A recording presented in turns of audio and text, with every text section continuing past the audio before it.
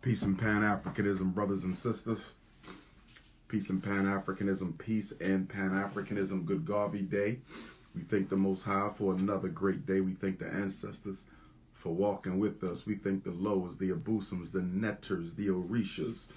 We thank the Iyami. We thank the Egbe. We thank the spirit guides, the angels. We thank all of the positive spirits on the right for walking with us and being with us.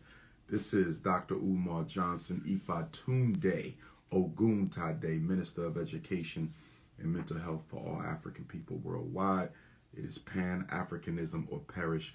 Brothers and sisters, I'm going to dedicate today's Black Parent Teleconference to none other than the late, great ancestor, warrior, orator, Queen Mother Sojourner Truth, who was the first Black woman to actually make a living being a public speaker. Queen Mother Sojourner Truth. She was also the first Black woman to win a court case against a white man during slavery. She is also the first Black woman to have her bust, her statue of the upper portion of her body displayed in the Capitol building of the United States of America. Never forget Queen Mother Sojourner Truth, who passed away November the 26th, 1883, at the ripe old age of about 86, I want to say, right around that. Queen Mother Sojourner Truth, definitely an ancestor who was often overlooked. She had ran away from slavery before Harriet Tubman, and she was speaking against slavery before the great ancestor Frederick Douglass. So, parents, if you have any questions about your children, only about children, education and mental health, only about children. We're not discussing anything else at this time today. It's all about the babies. You can text 215-989-9858. You can text 215-989-9858.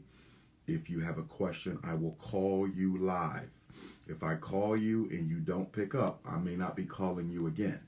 So don't text unless you're going to be ready when you get the call. I can't say when you're going to get the call. I'm going to take them in order as much as I possibly can. 215-989-9858. I need your name, city, and state. If you do not text me your first name, it doesn't have to be your real name, city and state. Name, city, and state. Hello? Good Garvey Day to you, good sister. This is Dr. Umar. You are live on the Black Parent Teleconference. Your name and where you calling from, Queen? Grand Rising, Dr. Umar. Thank you for taking my call. No problem. Where are you based at? Buffalo, New York. Buffalo, New York, upstate. All right. Talk to me, beautiful. Okay. My question is, my oldest son is 18, but I'm really concerned about nieces and nephews. Their approach and as far as race, when I try to have, when myself and family members try to have conversations with them, about having a strong Black connection, talking about race issues, how do I respond? Their response is always, they're for everyone. The age that they're teenagers, to be honest with you, but we're really struggling with them, always basing everything on not race being first and being concerned with, they'll say they're concerned with righteousness.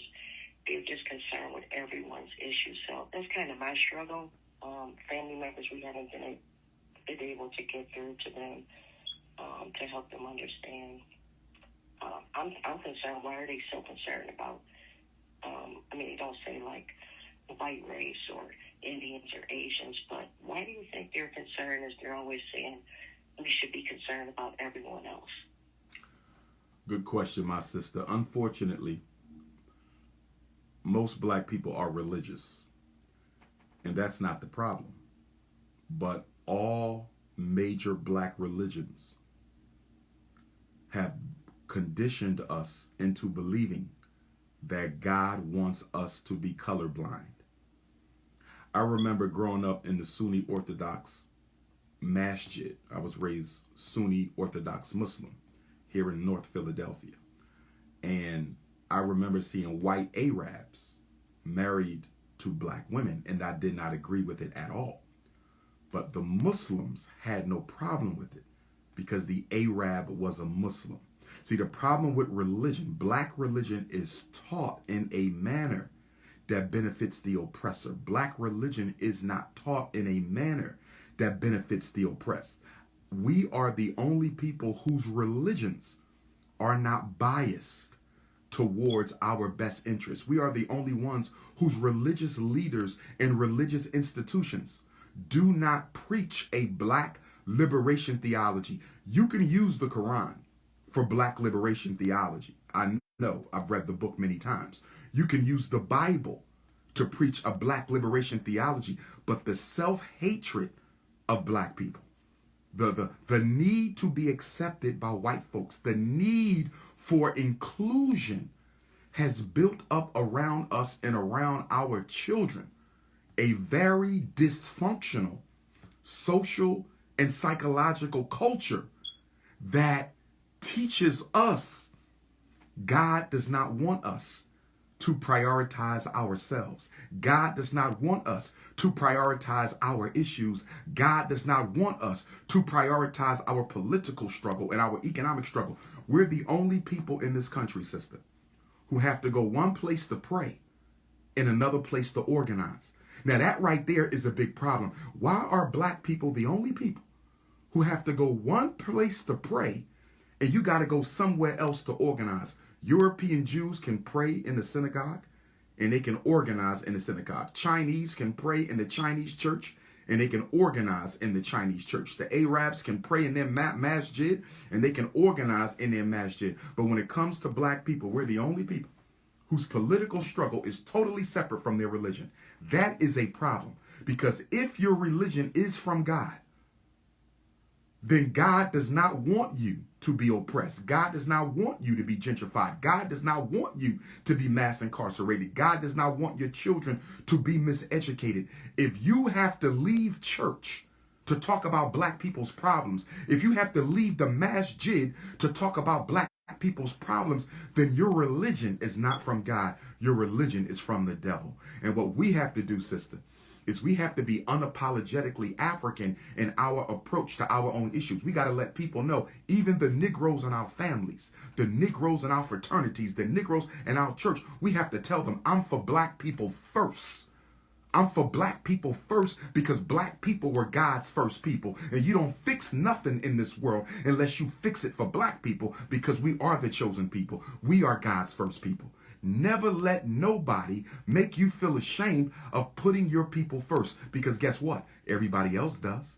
Mexicans don't talk about nobody but Mexicans. Chinese don't advocate for nobody but Chinese. Arabs don't fight for nobody but Arabs. European Jews don't push the agenda for nobody but European Jews. So if black people are for everybody, if you are for everybody, if everybody is just as important to you as your own children, if everybody is just as important to you as your own people, as your own community, if everybody comes first, then black people automatically come last. See, when a black person tells you, I'm for everybody, I'm not just for black people, that's their way of really telling you, I don't care about black people.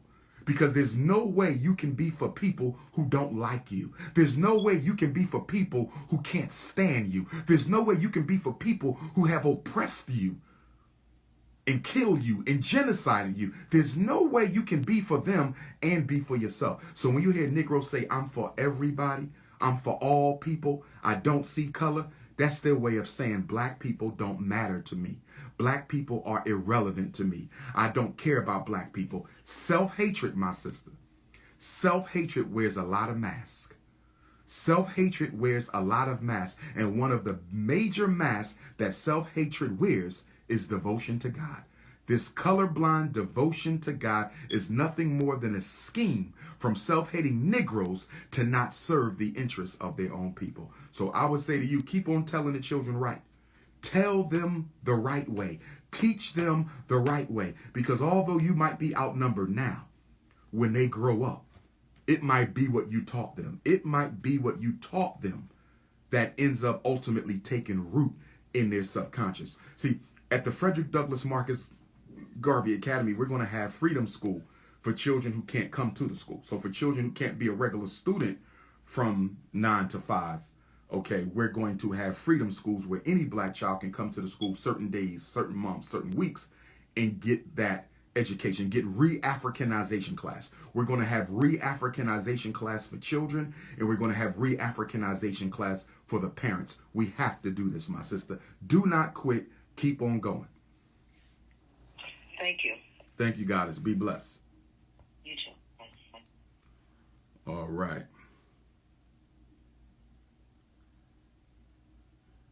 I have a question, but I can't talk on the phone. I'm at work. I would like to say thank you for your help with my son. He's doing better with his behavior.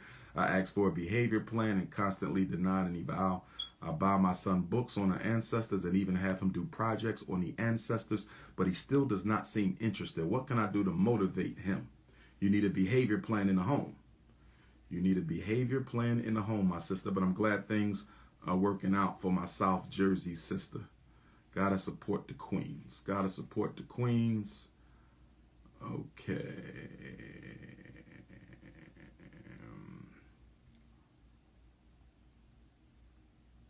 How much is the fee to be a vendor at the block party in September? My brother, we have not yet started taking vendor applications for the second annual FDMG festival on Saturday, September the 10th, my brother. You about 10 months too soon. We'll have that information soon, but you need to donate, because if you haven't donated to FDMG, you will not be vending. You will not be vending. You will not be vending.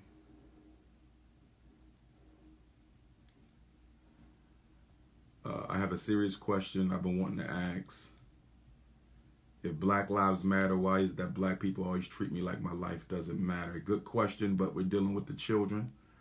If you are a parent and you have a question about your child, you need to text me 215-989-9858, your name and your city. Good morning. Let me see. Can we talk? I'm having trouble with my son finding friends that look like him. He struggles because of where we live. A lot of black kids that go to a school gangbang, so he turns to having white friends. You're going to have to find your son some friends. If your son or daughter lives in a predominantly white neighborhood, and I seriously question the safety of that in these days and times with all of the aggressive racism being directed at black people.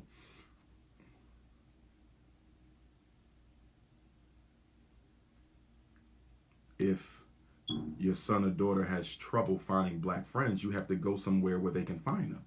Take them to the hood. Take them to another community. You have to arrange play dates. Your child's self-esteem, your black child's self-concept, your black child's self-respect cannot suffer because you want to live around white people.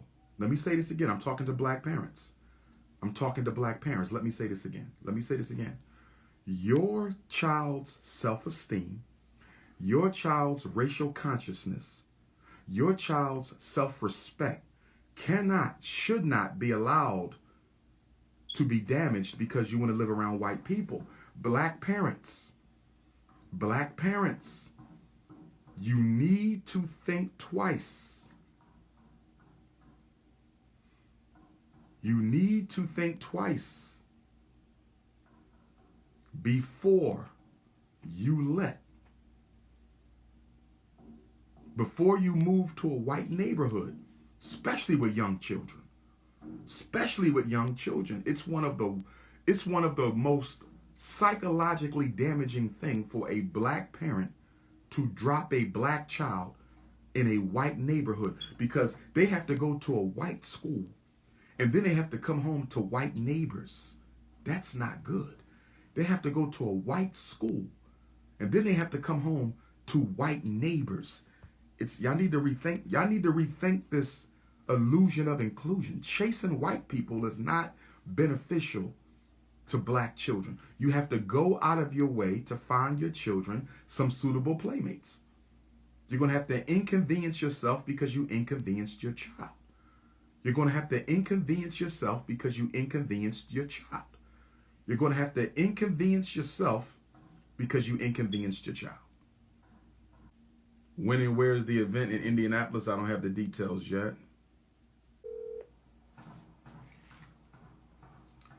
Brianna, I was texting to call you, Queen, and you didn't answer the phone. My son has autism and ADHD. I need help with behavior in the public school. They give him candy all day to stay calm. He's not learning. 3 different schools. He's only 6. Brianna, I just called you to help you, but you didn't answer the phone. Okay. Good morning, Doc. I know today's conversation is about the children, but if you have time, would you be able to discuss a long-term plan I have?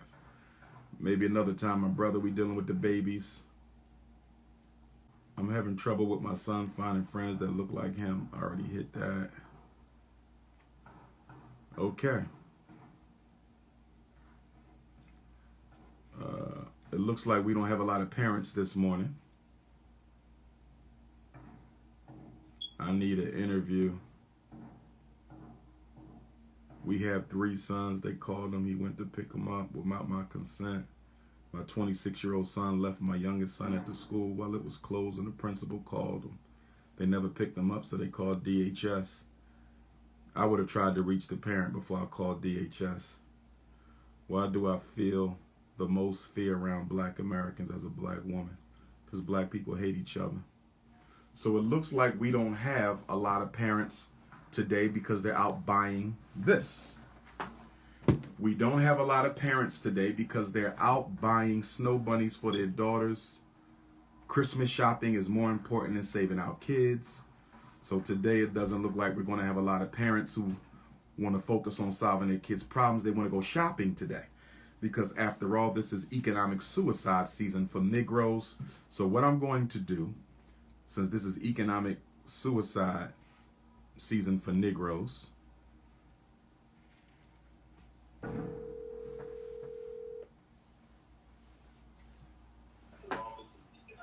Hello, how you doing? Peace and love, sir. Where you calling from? I'm from Carolina, South Carolina. South Carolina. All right. Talk to me. You have an issue with your child or grandchild? Yes, sir. I've got plenty of issues there. My first question to you is this. Particularly, I just left Prince George County, and you got black people that now runs the school district. So I can't understand why they got the poorest school system when we run the school system. Okay. Number 1, to be clear, they don't run it, sir. They manage it.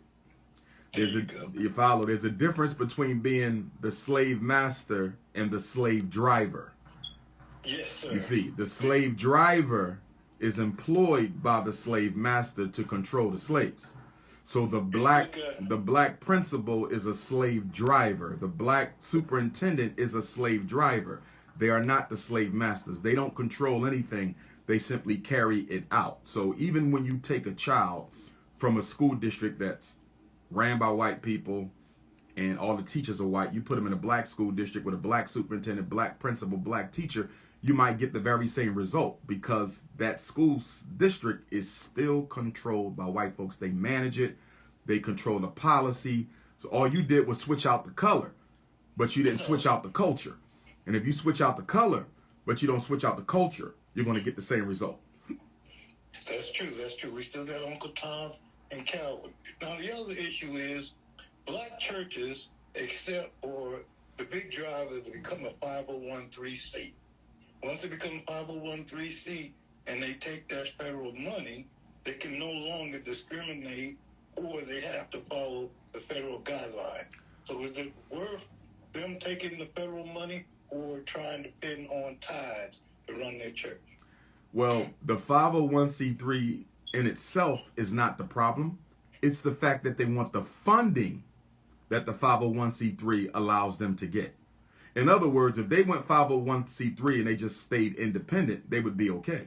But what happens is when they take that government funding, once you take that government funding, that nonprofit funding, you are now required to conduct your affairs a certain way. And the number one thing that they require is for you to be multicultural. And see, this is why we as black people can't never organize, because most places that black people own are multicultural. They are being funded by non-African sources. This is why you can't have a private black meeting. White folks can just walk right up in there and sit down. Why? Because the white folks know you are getting funding from the government. And because you are getting funding from the government, you cannot keep me out of this meeting. We don't have things that are private and independent. So when you take the money, you got to dance to the tune.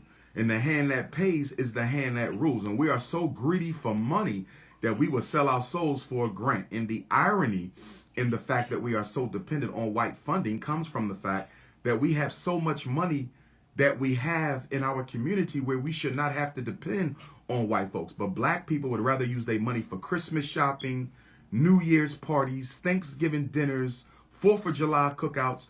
We are a people who are cursed when it comes to economic organization. We are not the least bit interested in using our money to liberate ourselves. A black entertainer will go to a strip club and spend $50,000 in a strip club when that $50,000 could have built a black preschool. That $50,000 could have been the down payment on a black community center. That's how we operate. And educated Negroes are no better. We take our money, we run to the suburbs. We go get a white girl. We do anything except the right thing with our money. And then we'll tell other black people, I can do what I want to do because this is my money. I would argue that it's not your money. I would argue that there would be no Jay-Z, no Kanye West, no Oprah, no LeBron if it wasn't for black folks who came before you, who fought and struggled to open up those doors, who fought and struggled to give you those opportunities. And these selfish, arrogant, narcissistic Negroes, not necessarily the ones I named, I'm just randomly naming rich blacks. I'm not necessarily indicting them. But what I'm saying is they are very selfish and narcissistic when it comes to, quote unquote,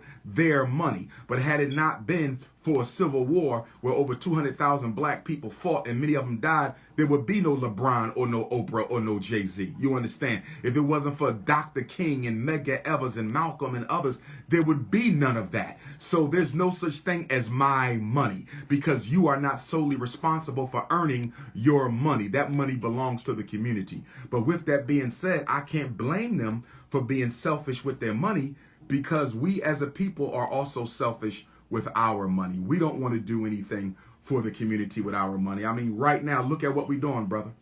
Right now, we are out there spending millions of dollars on junk.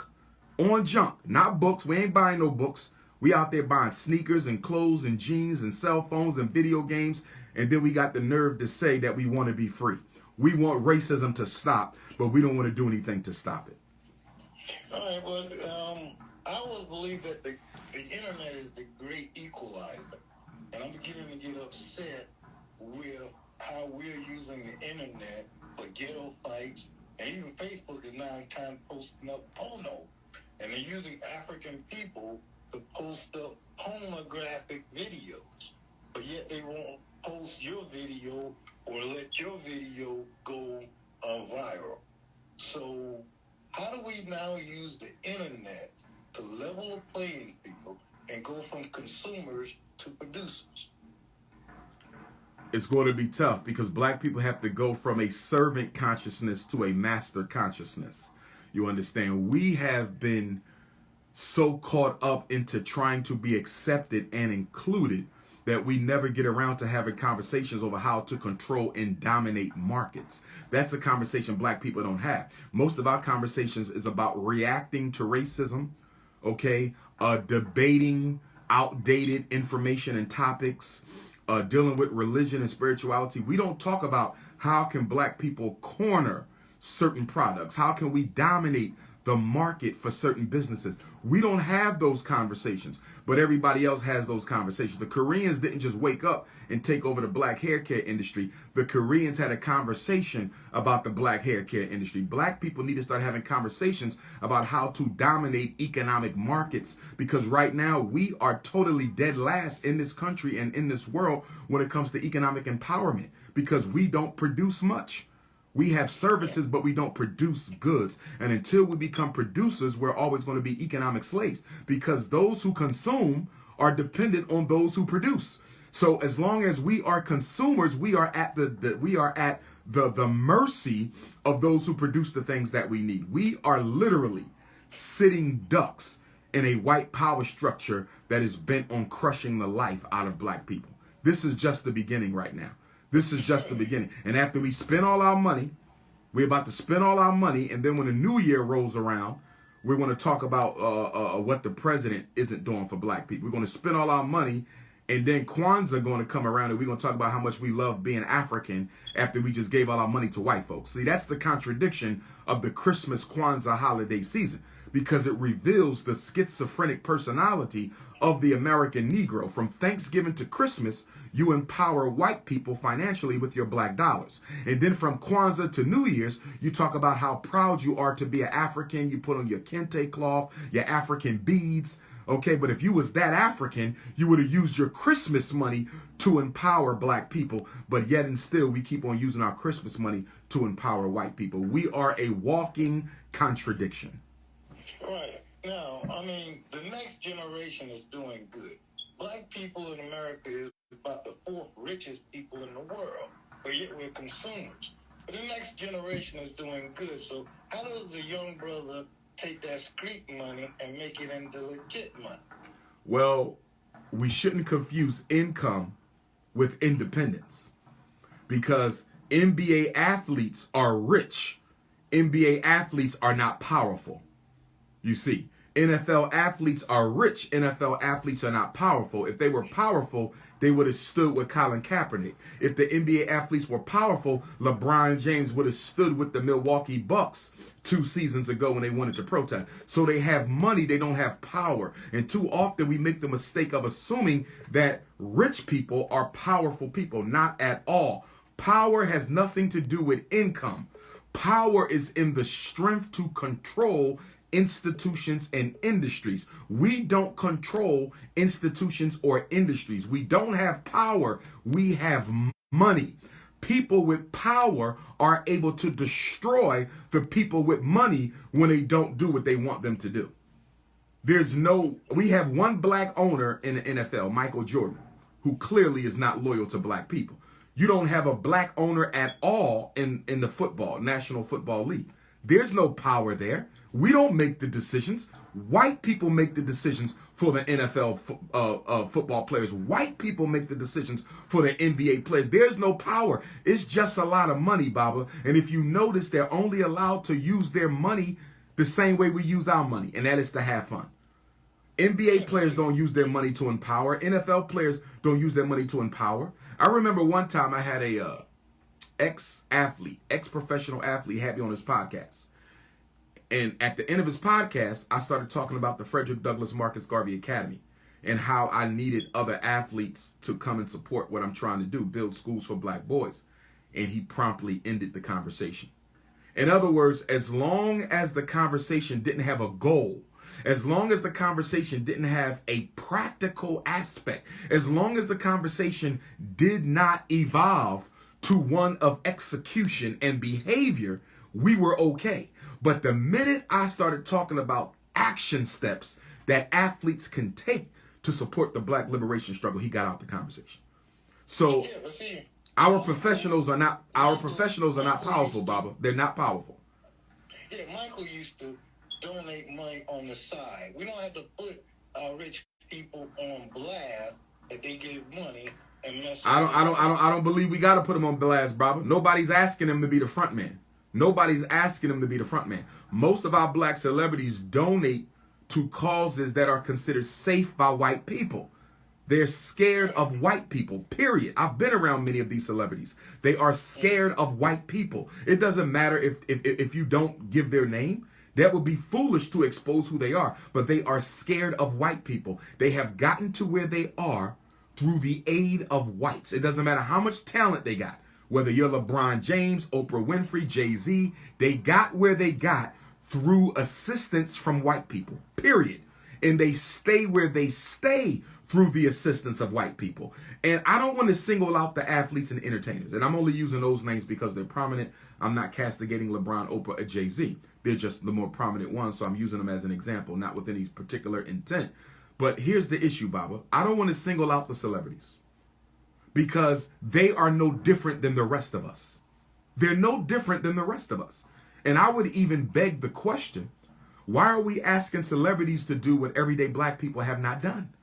To me, it is unfair to ask a billionaire to risk his billions when the ones on the bottom ain't even risking their hundreds and thousands? To me, it is not fair to ask Oprah. It is not fair to ask Jay-Z. It is not fair to ask LeBron to risk the comfort of their own families to help black people who won't do nothing to help themselves. I mean, at the end of the day, Baba, at the end of the day, we are $2 trillion people.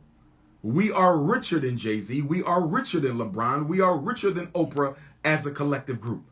And we're not doing anything for ourselves. So why in the hell are we asking them to do what we don't even want to do? It is hypocrisy to ask Oprah to sacrifice millions when we won't even sacrifice hundreds. That's hypocrisy. We have to do the work first. And once we do the work, they will automatically get on board. They will have no choice.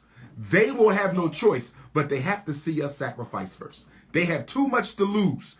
Too much to lose. They have to know that black people are serious before they get in the game. All right, back to the children.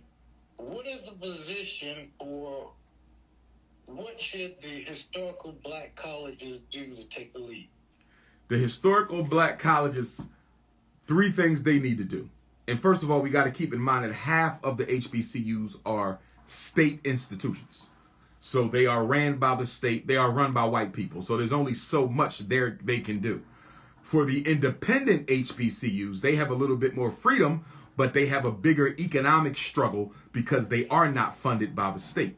But there's 3 things that I think all HBCUs should do. 3 things. Number 1, start an independent grade school to feed their institution. One of the biggest problems for HBCUs is retention. Retention. Getting students and keeping students. You know why? Because the PWIs are intensifying their recruitment of black students, not because they care about them, but they want the extra funding that comes from Joe Biden for showing that you're trying to be multicultural. So the way you fight that, the way the HBCU can fight the PWI stealing all the black high school graduates, is by having a school of your own that graduates students that come directly into your college. Every HBCU should have a high school. And the irony of that, Baba, is most HBCUs started as high schools. Most HBCUs started as high schools. So they need to go back to their roots and open up a high school. That's number 1. Number 2, every HBCU should have a farm. Every HBCU should have a farm. They should be growing crops and they should be raising animals that they can sell. Diet is a major problem in the black community. If diet is a major problem in the black community, the HBCUs, many of them have an agricultural program. You can sell your produce directly to the black community around the HBCU, because most of our people live in food deserts, Baba. There's research that shows that many black people in this country are 1 corner store away from hunger. 1 corner store away from hunger. Many black people don't even live within 10 miles of a real supermarket that sells real food. Most of our people are being raised on the Poppy Shop, McDonald's, and the Chinese store. So all the HBCU needs to do is start a farm and a garden. And the 3rd thing that the HBCU needs to do is they need to start growing entrepreneurs in the community. They need to have an entrepreneurial program that takes black people from the immediate community, teach them how to open their business, finance their business, and the HBCU automatically gets a percentage of that business, which means the HBCU needs to open a bank. Every HBCU should have a bank. Every HBCU should have a school. Every HBCU, should have a farm and a garden. Those 3 things will pull any HBCU out of poverty. But the problem, Baba, many of our HBCU presidents, many of our HBCU board of directors are black bourgeoisies. They are Negropeans. I'm being honest, Baba. I didn't spoke at many HBCUs. I respect them, but they're bougie. They don't have the mind of a Booker T. Washington. They don't have a mind of a Dr. George Washington Carver. They don't have a mind of a Mary McLeod Bethune. They're not those who founded those institutions. They are bougie Negroes who are comfortable living off the salary while the universities they lead go to hell. Well, I mean, they brought in the W.E.B. Du Bois and the talented 10. So you can't blame them for that thinking, can you? Sure you can, because W.E.B. Du Bois been dead for about 50 years now. So there's no excuse for us not to have corrected the wrongs or mistakes that any of our leaders have made. And of course, we support Dr. Du Bois for the good things that he done, but he was a bougie mixed race snob who thought he was better than other black people and felt because he had a degree from Harvard, he had a right to be a leader, until Marcus Garvey challenged that, and he tried to destroy Marcus Garvey because Marcus Garvey took away what he always wanted, the right to be a race leader. But be that as it may, Baba, we can't keep using the excuses of yesterday because we are living here. We are breathing now, and we have to make decisions right now in this moment that's going to benefit us and our people. Okay, last one then is with all this stimulus money and these children tax credits and the amount of food stamps they're giving out, why are we continually spending that, or how do we build upon this stimulus fund? Well, black people are not going to put their money in the same pot. Where we are allergic to intra-group organization and action. Black people hate working with black people more than anything else in the world. We would rather catch COVID. We would rather catch COVID and be surrounded by a bunch of white folks in a hospital on a ventilator for 3 weeks, running a risk of death. We would rather catch COVID, the Delta variant. We would rather have that, Baba, than have to work with black people. I'm telling you, there's nothing black people hate more than having to work with other black people. We are only integrationists when it comes to working with other people. When it comes to working with each other, we are totally segregationists. The Negro is a segregationist when he is amongst other Negroes. He can't wait to get away from black people. That's why we move into the suburbs. Even most of your hoteppers, most of your conscious people live in white suburbs. We do not like black people. We act like we do. No, we just use them. We use black people to get where we want to be, but we really want to be around white folks. That's why most black people are out there buying their daughters white doll babies. If you love black people so much, why are you buying your daughter white doll babies? All right, I've got a problem, and this is my problem with me. We support the current Biden administration, but they still carry this thing about not allowing African people over here. Now, Europeans and Canadians can cross the border at any point in time, but Africans, Caribbeans, and Mexicans are stopped at the border. So my question is, how do we reach over to our brothers in Africa and unite with them, because you're a Garvey man, and help them bring their products here and help them get over here with visas and student visas? Well, first of all, Baba, I take issue with your opening statement. And your opening statement was, we support Joe Biden. May I ask you, why do you support President Joe Biden? I don't. I think that what he did, even I didn't even support Obama. I think that they tricked us. Oh, well, they didn't trick black folks. We cannot say they tricked us anymore. We can't even say Obama tricked us because he didn't trick me. You see, black people's love of white people is so deep, Baba, that we will, hold on, let me finish this thought. We will subvert our common sense. We will subvert our intelligence, Baba. We are so in love with white people that we will turn off our brain. We will turn off the thinking mechanism so that we can indulge our integrationist fantasy and love affair with the European. We knew Barack Obama wasn't going to do nothing for black folks. We knew it. We knew Joe Biden wasn't going to do nothing for black folks. Why? Because you've been here for 400 years under the white man. And you've been here longer than that, okay, before the white man. But 400 years under the white man. 4 centuries, you cannot claim that you don't know better. Because the white power structure has been consistent in how they treat black folks. They have been consistent, Baba. They have never not done this. When have you known white folks to change their colors? They have never changed their color. So black folks ain't being tricked. We not being fooled. We not being bamboozled. We are willingly acting stupid. We are willingly surrendering our intelligence and common sense because we want to be accepted by white people. We don't want to be free. We don't want to be independent. We don't want liberation. We don't want black banks, black schools, black hospitals, black factories, black shipping. We don't want black families. We don't want black wives. We want to be accepted by white people. And for the right to be accepted by white people, we are willing to do anything under the sun, including risk genocide, because that's exactly what's happening.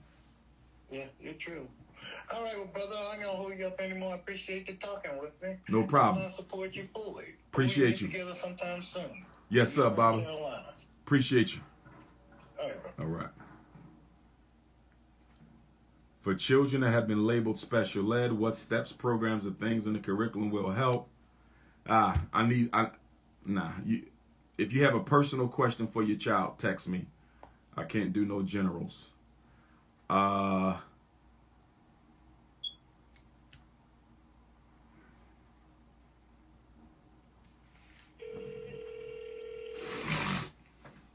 Snow Bunny Crisis. Snow Bunny Crisis. Snow Bunny Crisis. Jamie. Peace, good brother. How's Raleigh, North Carolina? It's fine, get better every day. Okay, what's going on with your child? My child was born with autism, and he's 7 years old. He's been struggling in school. I don't feel like the school system has been helping him out, and I want to put him in a private school to give him individual help, but I can't afford that right now. I'm a single father trying to raise him, and daycare is on the weekends. It's trying to find someone to take care of him. That's tough enough. So I just need some help in figuring this out. Okay, first of all, you said he's 7. He been classified with autism since what age? Well, he got classified when he was about 4 years old. He wasn't talking. He didn't talk for he didn't say his first words until he was about 4 and a half, and he struggles with communication, and that's what that is. Okay. Classified with autism around 4. Didn't say his first words until about 4 and a half. He struggles with communication. Okay. Yes. Couple things. Number one, do you believe he's autistic? And the reason I'm asking you that, my brother, is because 4 years old is too young to definitively conclude that any child has autism. I'm an autism evaluator. I cannot definitively tell you your child is autistic at 4. I can tell you that your child has some autistic symptoms. I cannot definitively tell you that he's autistic, if you understand what I'm saying. So that's why I'm asking you, do you feel as father that your son is autistic? Because guess what? He could have a speech and language impairment. He could have a hearing impairment. He could have selective mutism. He could have social anxiety. He could have emotional trauma. I mean, there's a lot of issues that can look like autism that are not autism. So we got to be very careful before we start pushing that autism thing. So go ahead, your response. What I believe is that my son is not necessarily autistic, what the school say he is, but I believe that he can overcome what most kids can't overcome, and I believe that this is not a long-term thing. I believe that if you work hard enough, you can overcome this and be a regular man. So I don't really believe that he's autistic, but yeah, like you said, he might be emotionally unstable or whatever, Here's the other thing I want you to catch too, brother. If your child has an IEP, which your son does, I'm assuming he has an IEP for autism, correct? Yes, sir. Okay. You don't want to take him out the school because special ed children have rights that regular ed children don't got. You want to make the school do right by your son. So what you might need is an independent educational evaluation to have an outside psychologist determine if they believe if your son is autistic or not. So you might need that. And then in addition, you might also need to have an IEP meeting and to question the program. Because if you don't believe he's learning, then that's a program issue that the IEP team has to address. Program meaning curriculum. Because the IEP is the disabled curriculum for the disabled child in the disabled area. So we need to get that addressed. Okay, program. And then if you don't like the school he's at or the classroom he's in, then you have a placement issue as well. You don't like the placement.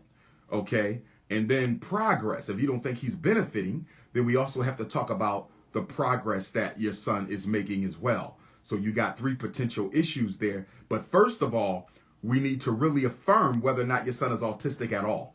That's the first thing. Now, let me ask you this. When was he last evaluated? When is the last time your son had an evaluation?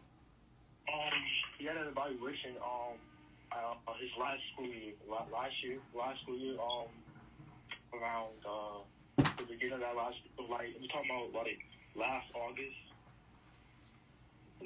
Okay, here's what I need you to do. Here's what I need you to do. And black parents as a whole, y'all got to get better with this. Y'all got to get better with this. You got to get better knowing the dates. Got to know your dates. So you need to find out, not the last IEP meeting, last psychological evaluation.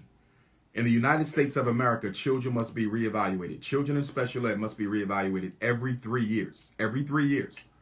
So if your son was classified as autistic at 4, he should have been reevaluated before he started kindergarten. And if he wasn't, he should have definitely been reevaluated at 7 because 7 is 3 years later than 4.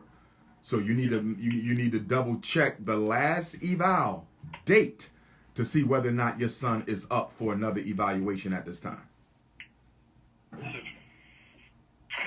Yes, sir. I understand. All right. But again, it begins with affirming that diagnosis, brother. You could have an IEP meeting and say, listen, I don't believe my son is really autistic. When is his next evaluation due? You could get that evaluation from the district, and you could say you disagree with it. You could have me take a look at it. Even if you find the original, my brother, you might want to have me take a look at it.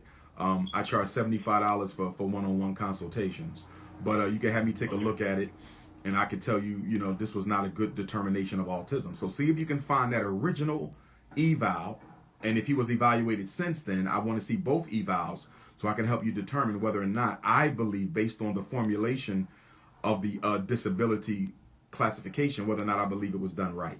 And if I don't believe it was done right, you can get a second evaluation at district expense by a psychologist of your choice. That is the independent educational evaluation. Okay, thank you very much. I will continue donating to your school. I appreciate everything that you're doing, sir. Thank you, my brother. I appreciate it. Okay. All right now, Black Power. Brothers and sisters, make sure you hit the Cash App, $FDMG School. Make sure you hit the Cash App, $FDMG School. International Africans, hit the PayPal, paypal.me/FDMG Academy. International Africans, hit the PayPal, paypal.me/FDMG Academy, or $FDMG School on PayPal. You can mail your check or money order payable to the FDMG Academy. P.O. Box 9634, Wilmington, Delaware. P.O. Box 9634, Wilmington, Delaware, 19809. That information is also on my website, DrUmarJohnson.com. We still have a school that we need to build. We still have a school that we need to build, brothers and sisters. So make sure that you donate to FDMG. HVAC is coming. I'm waiting for the tech to tell me when we're going to put the HVAC on the roof. We are ready. The HVAC is in Delaware. We're ready to get the crane and lift it on up. HVAC is coming.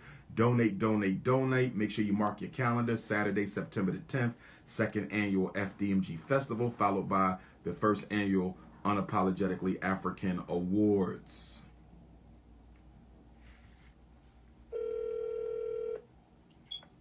Hello? Peace and Pan-Africanism, my beautiful African sister. How's Chicago treating you? It's cold up here, but it's not too bad. All right. What's on your mind? Thanks for calling me back. So, I was teaching in Inglewood, which is like one of the worst places. The neighborhood in Chicago is like where a lot of the shootings and killings and stuff like that be going on. Mm-hmm. So I was working with the students, and I literally quit my job after 2 weeks of coming back post-pandemic. Mm-hmm. It was a new school, but before that, it was tragic because there were like fights every day. The boys was fighting the girls, and the girls liked the boys beating them up. The administrators pressured the teachers to pass the kids, even the ones that didn't show up. I had kids that were boys that were threatening me, kicking at my door, trying to get at me because I called their mother because they were misbehaving or missing too much school, and other threats on my life, and where I had to make a police report, but still they were letting my class the next day. So when I came back this school year, it just got even worse. And I'm trying different types of methods to, engage the students in the learning and things like that. But they just didn't want to learn. It was just like chaotic. I was getting cussed out on a daily basis. It was to the point where I was like, you know what? F this. I didn't want to work there no more. And I feel like always when I get to the point where I don't want to do my job to the best of my ability, then it's time for me to look for a new career. And that's literally like what I'm doing. Like the kids literally ran me out of the school. Like there was maybe a few kids that wanted to learn. I tried to focus on those kids, but they couldn't even learn because the other kids were distracting them from learning. It was just like chaotic. And I feel bad because I felt like, you know what? I left the North Side schools where the kids were well-behaved, the white and Hispanic kids were well-behaved, did their work. I left that to come to the black schools so I can get back to my community. But trying to give back to my community ended up backfiring on me. Chaos. And I just want you to speak to that a little bit. Okay, number one, have you thought about starting your own homeschool business? That's what my kids were telling me. They was like, Mom, you should just start your own homeschool business, but I don't know how to get into that field because that's something I would definitely like to do because I would like to teach my son who's 8 years old. My daughter's about to graduate next month. She's graduating early. I got really, really smart kids. What grade did you teach? Do that. But go ahead. What grade did you teach, Queen? I was teaching high school, so freshmen, sophomore, junior, seniors. Okay. It was horrible. Okay. It's very easy to get into the homeschool business because most states, every state allows parents to homeschool. And so basically all the parent does is contract with you to homeschool their child for them. So you're not starting a grade school, you're starting a homeschool. Grade school is different. Grade school is when you have an actual school building and you're promoting children from grade to grade, through state standards. That's different. Now with the homeschool, you're doing something similar, but it's much less regulated because it's called a home school, which means it's being done by parents or someone who the parent has employed. And so you would just have to investigate the homeschool procedure for Chicago public schools as well as for the state of Illinois. But it's very simple to do. Get you an LLC, which you can get about. LLC? Yes, limited liability corporation. That way nobody can sue you. Okay, for anything, doing your homeschool. So you're going to do everything through the LLC, in the name of the LLC versus your own name. So you will be protected from liability, because you got crazy folks out here. Somebody might try to sue you for something stupid. So that way you're protected. That's why it's called LLC, limited liability corporation. But it's very simple to homeschool, though. Very simple. Decide if you're going to do it in your home, or you're going to rent some space at a church, or you're going to rent a storefront. How many students can you handle? I got a really nice home, yeah. basement. And you don't and you might decide you want to do grade school children or middle school children. I mean, you can stay with high school if you want, but you don't have to. Choose what's comfortable for you. But I'm telling you now, with the COVID and with everything that's going on in these schools, you will have, I don't know of a homeschool teacher who has trouble getting students. Most of them have more than they can handle, and many of them have had to turn students away. You will have no problem. What do you recruit them from? Like you just, Facebook, social media? Yeah, like you could just a group or something. What? Or you have, yes, that's one way. But then also you just put some flyers out. Take the flyers to the daycare centers, community center, black church. I'm telling you, you will not have trouble getting parents. And you're a licensed teacher, because you have people who have home schools who have never taught. They're not licensed or certified. You are. So that only adds to the demand that will be in Chicago for your homeschool. I'm telling you, it's very easy. I never thought about that. Very easy to do. I mean, it's very easy, especially now because there's a big need for it. There's a lot of parents who don't want their kids in Chicago public schools. They would much rather pay you to teach them. Okay, and then my last thing, thank you for that advice. And my last thing is, so my son, we live in a mixed neighborhood because Chicago is just too bad. And to live on a nice side of Chicago, you got to be damn near rich. So we moved into a suburb right outside Chicago. It's mixed. It's about 20% black. So I'm one of those advocates where I'm like, you know what? I want my son to bring home a black woman.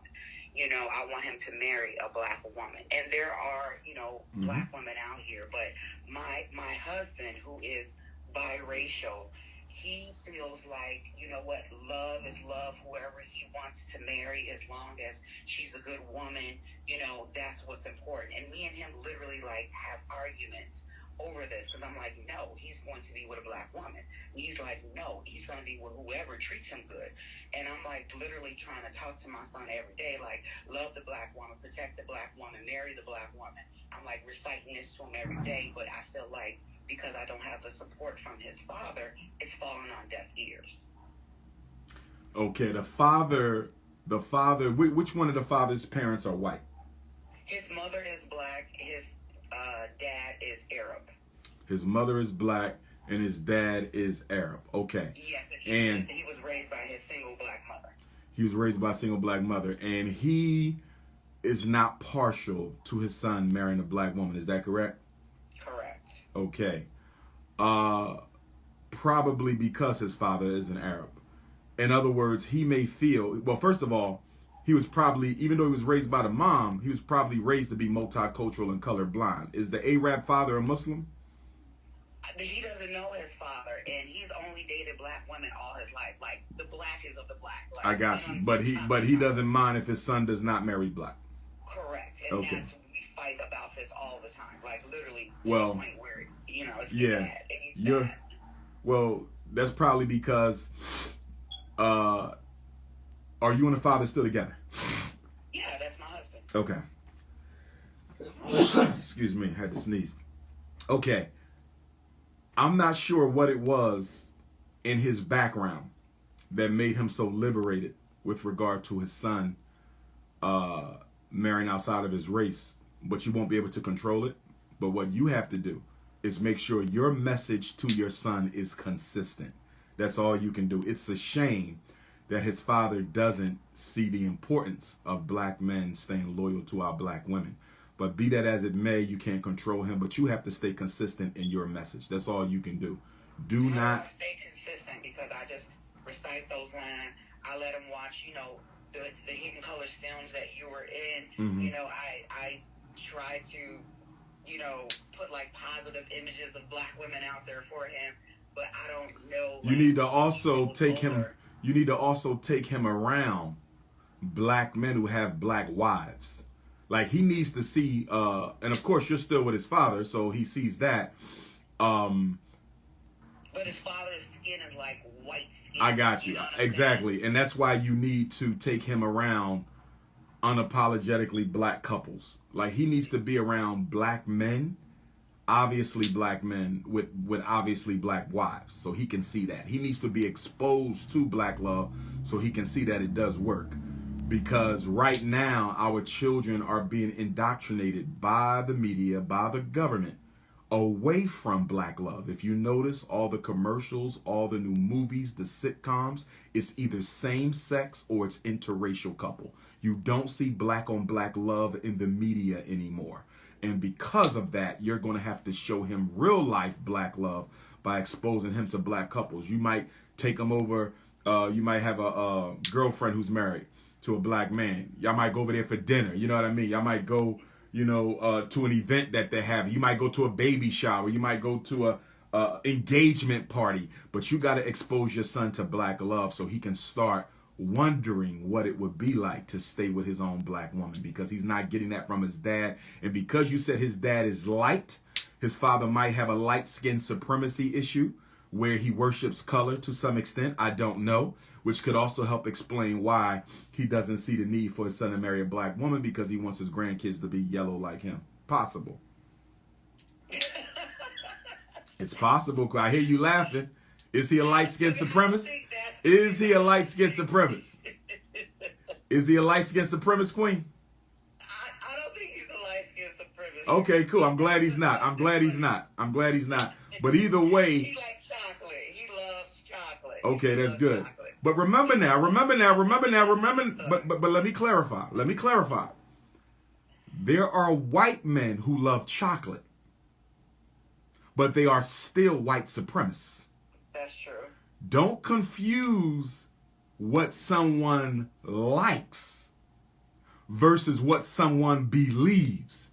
There's white women who will sex black men all night because they love black sex, but they don't believe in black equality. They don't believe in black justice. They don't believe in black freedom. So just because a man likes a black woman doesn't mean he believes in the dignity of black people. So just make sure we don't... I believe you. I think he is one of those, because whenever I talk about like black power stuff, he was like, why do you keep talking about this stuff all the time? You see that? You see that? You see that?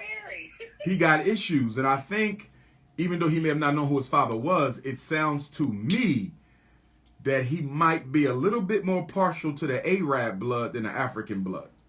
I think so too. Now that you just said it, I never thought about it that way. I just felt like, you know, he's like, excuse me, I just woke up. He felt like, why do you always talk about like this black power stuff? And I'm like, because it's important. I said, these are our people. You know what I'm saying? He was like, look, we need to just worry about what goes on in this household and our family, and that's it. And I'm like, I was like blown by that.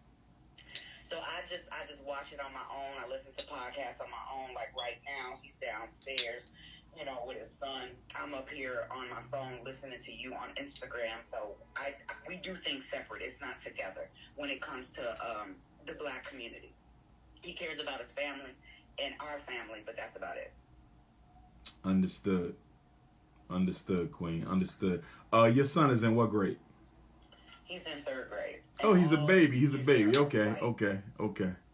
He's a baby. I thought you was going to say he was in high school, because I was going to invite him to our next Black College and Consciousness tour, which we're going to be having this spring, but he's a little too young for that. But we will be having programs for black boys of all ages at the Frederick Douglass Marcus Garvey Academy, and we would love to have him be a part of that too. Awesome. Thank you. Thank you so much for your time. And thank you so much for the advice that you gave me about homeschooling. I'm definitely about to look into that now, because I'm telling you, Chicago public schools is like ran by like corporate white people, and they doing damage to our kids. And not only just that, the kids are running off good teachers. They're running us off, literally. It's really the system that's running y'all off, not the children. And I'm saying that, Queen, because children are products of their environment. Children are products of their environment. If those schools were organized better, if they offered more relevant programs and subjects, if they were more supportive of the home and the teachers, those children would react a lot differently. Children respond to their environment. You change the environment and you change the behavior. You can take some of those same children, put them in a different school, behavior would be totally different. So it's the system more so than the child. But at the same time, I recognize that a teacher can only take so much. And black women teachers, you guys are often abused, exploited, overused, and ignored. So, you know, for me, stepping away from the system for a while, opening up your own homeschool, that allows you to still give back, but also do so in a much more comfortable environment. All right. Thank you so much, Dr. Umar, for your time. No problem, Queen. Be blessed. Enjoy the rest of your day. You too now. All right.